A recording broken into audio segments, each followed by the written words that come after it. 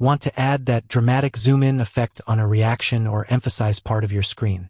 With Filmora, zooming in and out is super simple and makes your videos feel more dynamic. Before we start editing, hit like and subscribe, especially if you use Filmora or edit content regularly. Step 1. Import your clip. Open Filmora and drag your video onto the timeline. Click on the clip to highlight it. Step 2. Use the pan and zoom tool. Right-click your clip and select crop and zoom. Go to the pan and zoom tab. Drag the start and end boxes to define how the zoom moves.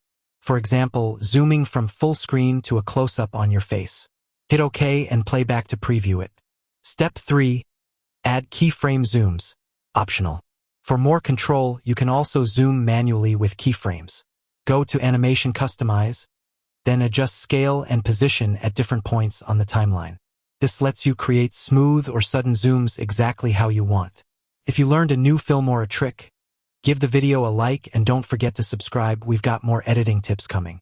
If you found this video helpful, give it like and hit subscribe button and press bell icon for more tech videos like that. And if you faced any issue, you can comment down in comment section. I will help you. Thanks for watching and see you in the next one.